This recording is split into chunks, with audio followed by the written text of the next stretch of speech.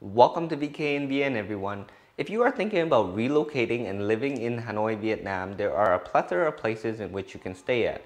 Anywhere from the super cheap to the ultra luxurious and expensive. But in today's video, I'm going to be showing you two different apartments within the building complex that I live in. So let's see what's on offer.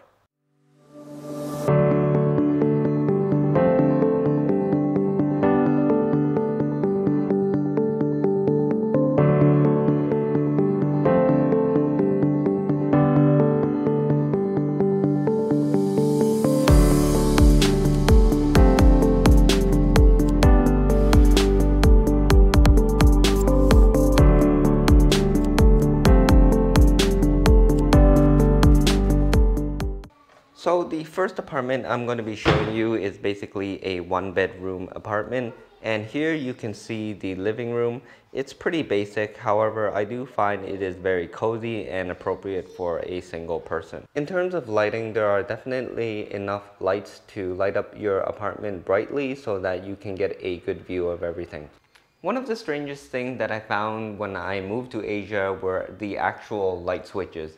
In the West, we actually flick them up to turn them on and flick them down to turn them off. And for the most part, in every house is usually the same and standardized. But here in Hanoi, Vietnam, it's the complete opposite. You actually push down to turn on and then you click up to turn off.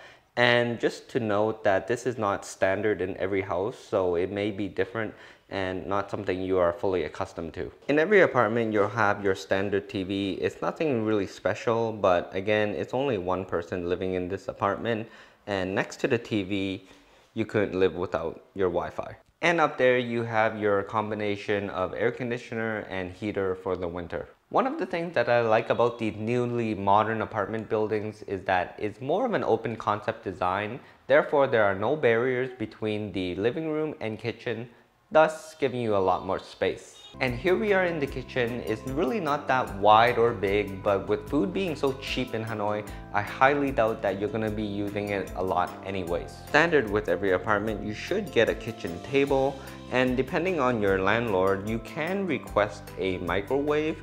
The apartment I actually live in, we already bought our own microwave, so we did not need it.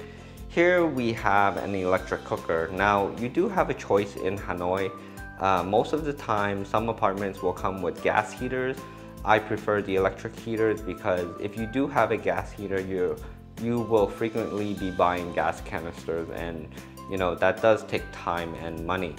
Up there are your standard cupboards to hold plates and bowls, and then down here you have a lot more to house whatever you'd like. And here we have the sink. I know it's nothing special, but if you're coming from the West, then you all know that turning the faucet to the left will give you hot water and turning it to the right will give you cold. But however, just like the light switches, not everything here is standardized, so I would test it out to find out which one is for hot and which one is for cold, and commit it to muscle memory. Again, nothing special. Here's just a fridge, but let's see what's for dinner today. Nothing. Hopefully I can get some ice to eat. Nope. Moving on to the bedroom, is basically next to the entrance, and again we have some drawers to keep socks and underwears. Here is your standard bed along with your window. Again, up there you have your combination of air conditioning and heater. If you've been following my videos, then you've probably seen this in a different clip, but here are the closets for the bedroom. I think they're really well designed and definitely provide enough space for two people to put their clothing in. Of course, no apartment would be complete without a bathroom, and the bathroom is located next to the kitchen. There's really nothing special here.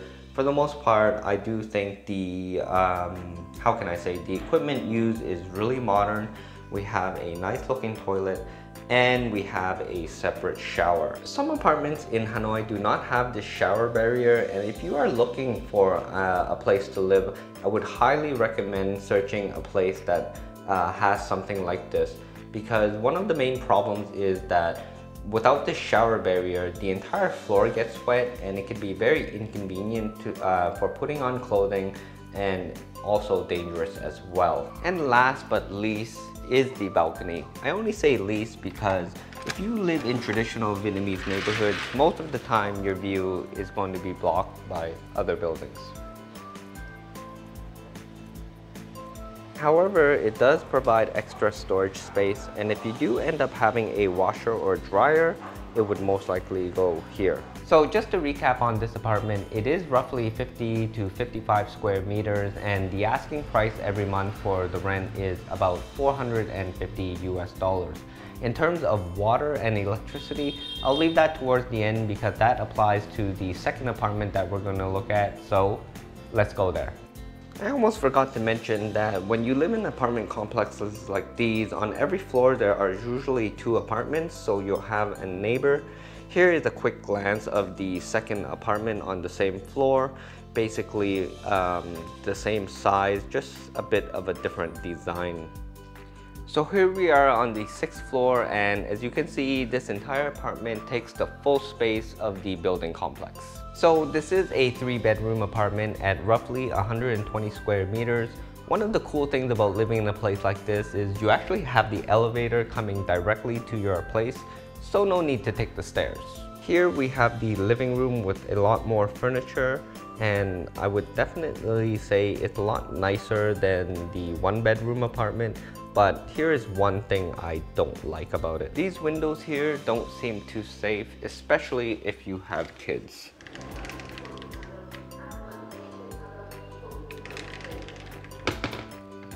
Again, I really like the open concept design, and it actually makes the place feel a lot bigger than it actually is. Here we have a bigger kitchen, so if you're looking to become a master chef, you definitely have the space to do so. Again, we have an electric stove, but this time we actually have a mini oven. Nothing in there. Hopefully there is something to eat in this fridge. Nothing. Taking one last look at the kitchen, let's move on to the master bedroom. I also forgot to mention that this door here next to the elevator contains some electrical equipment. So if your house should have any problems with electricity, the electricians can come and fix it. And this door leads to the stairs, of course, for fire safety.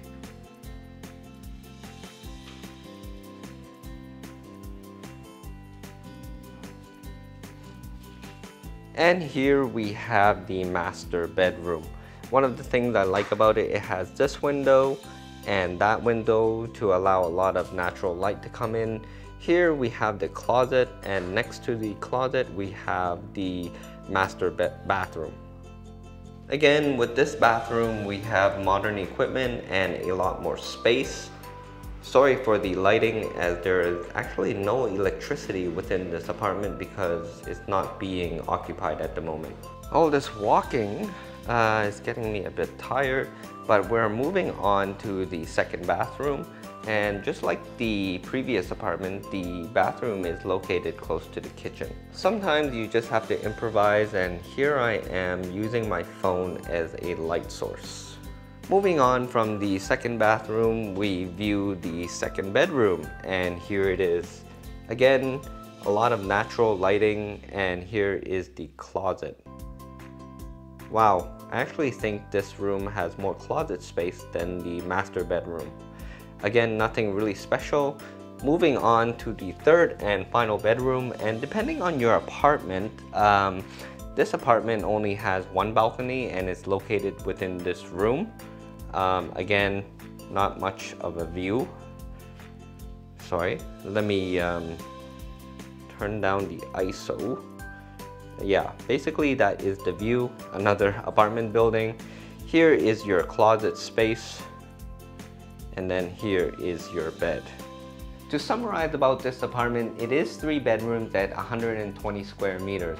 Roughly, you'll be paying anywhere between 800 to 1,000 US dollars per month, depending on your location. This apartment complex is located 1 district away from the city center, so of course it's going to be a bit more expensive. So here are some tips when searching for an apartment in Hanoi. You know, 10 years ago, it was really important to live close to the city center. It just made traveling a lot easier and you have a lot more amenities around you.